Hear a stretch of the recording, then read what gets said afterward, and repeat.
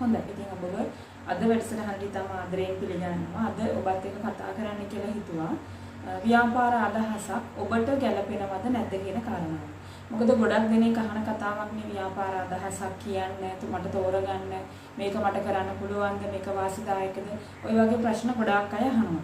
ඉතින් මට ඔබට දෙන්න තියෙන මුල්ම අවවාදය තමයි ව්‍යාපාර අදහසක් කියන එක මට ගැළපෙනවද ඔබට ගැළපෙනවද කියන එක එක එක්කෙනාට වෙනස් වෙනවා. ඉතින් ඔබ ළඟ තියෙන හැකියාව, දක්ෂතාවය, කුසලතාවය, සමාජ පරිසරය, සංස්කෘතික පරිසරය, රටේ තියෙන තත්ත්ව මේ හැම දෙයක්ම බලපානවා මේ ව්‍යාපාර අදහස Tamanට ක්‍රියාත්මක කිරීමේ තියෙන පහසුව කොච්චරද කියන එක ගැන හොයද්දී.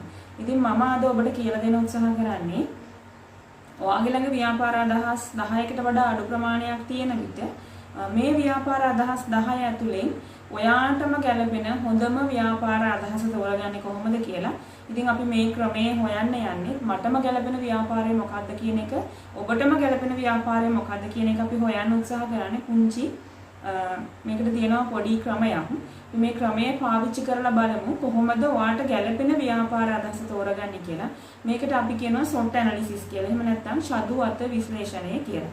ෂඩු අත කියලා කියන්නේ මේකෙදි ෂ කියන අකුරෙන් අපි කියනවා ශක්තිය, දු කියන අකුරෙන් අපි කියනවා දුර්වලතාවයන්, ආ කියන අකුරෙන් අපි කියනවා අවස්ථාවන්, ත කියන අකුරෙන් අපි කියනවා තර්ජන. එතකොට ෂඩු අත විශ්ලේෂණය, ශක්ති, දුර්වලතා, අවස්ථා, තර්ජන කියන හතරත් එක්ක තමයි ෂඩු අත විශ්ලේෂණය සකස් වෙලා තියෙන්නේ. මේකෙදි අපි බලනවා ව්‍යාපාරයක් කරගෙන යන්න ඔබට තියෙන වාසිදායක තත්ත්ව මොනවද සහ ව්‍යාපාරේ පවත්වාගෙන යන්න තියෙන අවාසිදායක තත්ත්වයන් මොනවද කියලා.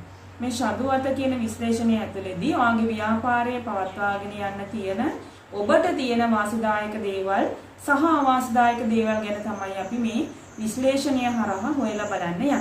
මම ඔයාලට කරුණු හතරක් කිව්වා: ශක්තිය, දුර්වලතාවයන්, අවස්ථාවන් සහ තර්ජන කියන ඒවා.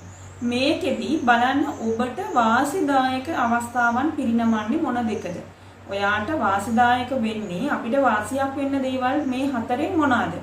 මේ හතර ඇතුලේ අපිට වාසිදායක දේවල් දෙකක් තියෙනවා. එකක් තමයි ශක්තිය.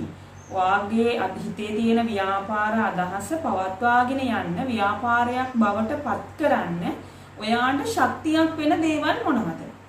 ඒ වගේම තමයි අපිට වාසිදායක අනිත් දේ තමයි අවස්ථා කියලා කියන්නේ. මේ ව්‍යාපාරය සාර්ථක කරගන්න නම් අපිට තියෙන අවස්ථා මොනවද?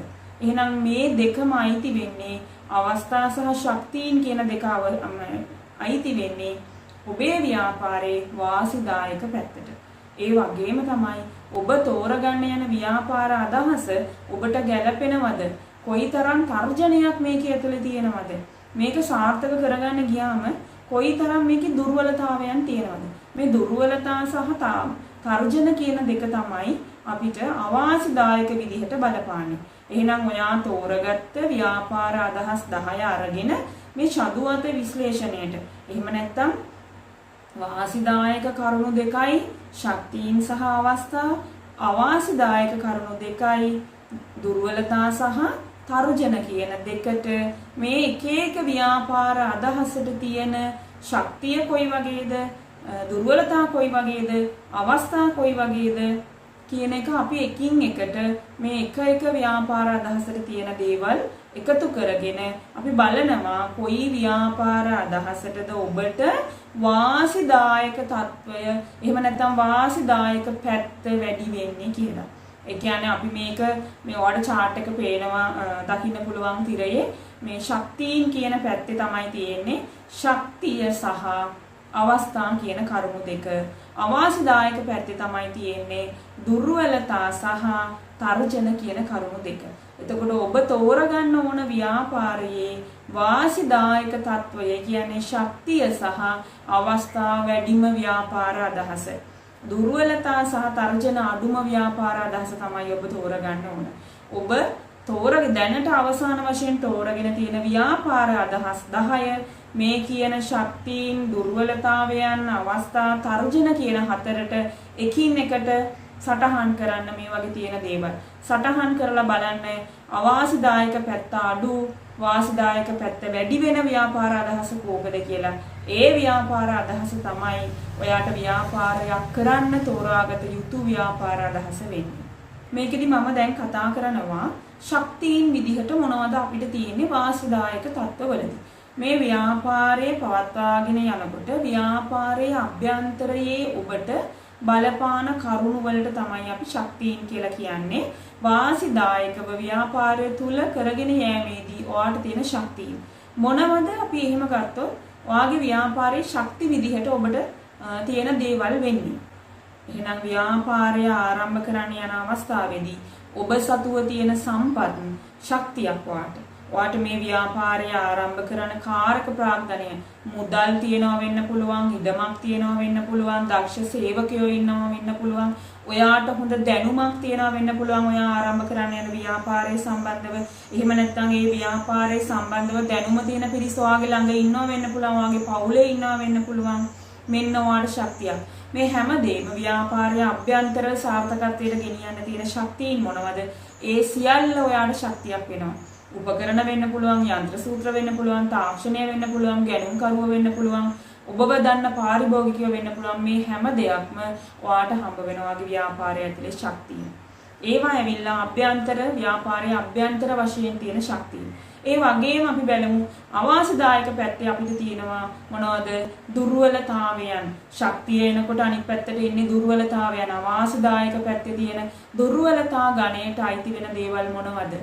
දුර්වලතා තමයි මේ වැඩේ කරන්න, මේ ව්‍යාපාරයට යොදවන්න මුදල් ඔයාට නැත්තම්, මේ ව්‍යාපාරයට යොදවන්න අවශ්‍ය තාක්ෂණය, නවීන තාක්ෂණය ගැන ඔබ දැනුවත් නැත්නම්, එතකොට ඒ තාක්ෂණය ලංකාවට ඇප්ලයි කරන්න බැරි නම්, වගේ කර්මාන්තයට ඇප්ලයි කරන්න බැරි නම්, ඔයා පාවිච්චි කරන්නේ යල් පැන ගිය තාක්ෂණය නම් මෙන්න මේවා දුර්වලතාවයන් වෙනවා. එතකොට සමහර අමුද්‍රව්‍යයන් තියෙනවා, ඒ අමුද්‍රව්‍ය හිඟයි ව්‍යාපාරය කරගෙන යන.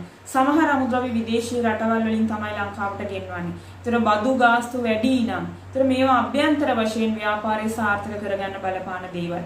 එතකොට මේ සඳහා දැනුම පළපුරුදු තියෙන සේවකයෝ අඩුයි නම් මේවා තමයි දුර්වලතාවයන් වෙන්නේ. එහෙනම් මතක තියාගන්න මේ අපේ ව්‍යාපාරයේ සාර්ථකත්වයට ගෙනියන්න නම් ඔයා තෝරගන්න ව්‍යාපාරයේ දුර්වලතාවම වෙලා ශක්තියින් පැත්ත වැඩි වෙන්න ඕන.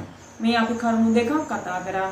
ඒ වගේම තමයි අපි කතා කරන අනිත් කරුණ අපිට වාසිදායක පැත්තේ තියෙන අවස්ථා කියලා කියන්නේ. දැන් මේ අවස්ථා අපිට එන්නේ ව්‍යාපාරයේ අභ්‍යන්තර පරිසරයෙන් නෙමෙයි. මේ අවස්ථා අපිට එන්නේ ව්‍යාපාරයට එන්නේ බාහිර පරිසරයෙන්. ඔයාගේ මේවා තෝරගන්න ව්‍යාපාර අදහසට බාහිර පරිසරය තුල තියෙන අවස්ථාවන් මොනවද? පාරිභෝගිකයා ඉන්නේ එළියේ. මේ ඔයාගේ නිෂ්පාදනයේ පාරිභෝගික පිරිස වැඩි නම්, තරඟකරුවන් ප්‍රමාණය අඩුයි නම් මේ දේවල් අවස්ථාව ඔබට රාජ්‍ය සහාය ලැබෙනවා නම් මේ කාලයේදී කර්මාන්ත සඳහා හොඳ රාජ්‍ය සහායක් ලැබෙනවා. විශේෂයෙන් කෘෂිකාර්මික ආශ්‍රිත ව්‍යාපාරයක් නම් ඔබ තෝරගන්නේ රාජ්‍ය සහාය වැඩි.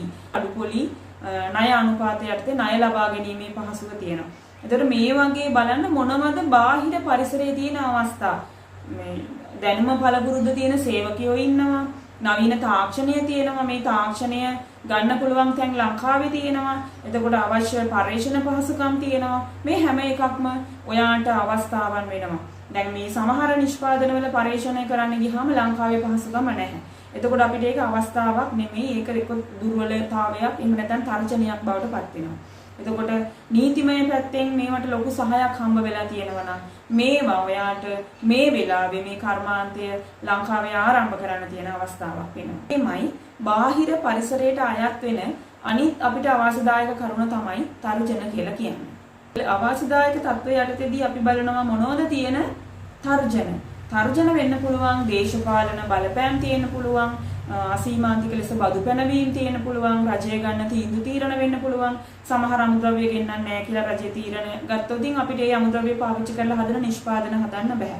ඒතකොට අපිට ඒක තර්ජනයක් වෙනවා. ඒතකොට සමහර දේශපාලන නීති, දේශපාලන බලපෑම් අපේ මේ කර්මාන්තයට තර්ජන වෙන අවස්ථා තියෙන්න පුළුවන්. ඒ වගේම තමයි දේශගුණික කාලගුණික විපර්යාස මේවත් බලපානවා ව්‍යාපාරයට තර්ජනයක් විදිහට. ඒ වගේම ඔබට සමහර දේවල් කළමනාකරණය කර ගැනීමේදී යම් යම් නීති තුල කළමනාකරණය කරන්න සිද්ධ වෙනවා නම් ඒව තර්ජන වෙනවා. ඉතින් බලන්න ඔයා තෝරගන්න ව්‍යාපාර අදහස මේ කියන කරුණු හතරට ඇප්ලයි කරලා බලන්න. අවාසිදායක පැත්තේ තියෙන දුර්වලතා එහෙම නැත්නම් තර්ජන අවමයි නම් දුර්වලතා අවමයි නම් වාසිදායක පැත්තේ තියෙන ශක්තියින් වැඩි නම් අවස්ථා වැඩි නම් ඒක තමයි ඔයාට ආරම්භ කරන්න තියෙන සුදුසුම ව්‍යාපාර අවස්ථාව. එහෙම නැත්නම් සුදුසුම ව්‍යාපාර අදහස වෙන්නේ. ඒ නිසා මතක තියාගන්න ඔයාගේ ළඟ ව්‍යාපාර අදහස් කිහිපයක් තියෙනවා නම් ආවට ගියාට ව්‍යාපාරයක් තෝරගන්න එපා, පටන් ගන්න එපා. මේ කියන කරුණු හතරට ඇප්ලයි කරලා බලන්න මට වඩාත් ගැළපෙන වාසිදායක ව්‍යාපාර අවස්ථාව මොකක්ද කියලා. එහෙනම් මම ජය ප්‍රාර්ථනා කරනවා හොඳ ව්‍යාපාරිකයෙක් වෙන්න ඔබට හැකි වේවා කියලා. subscribe කරලා නැත්නම් දැන්ම subscribe කරන්න.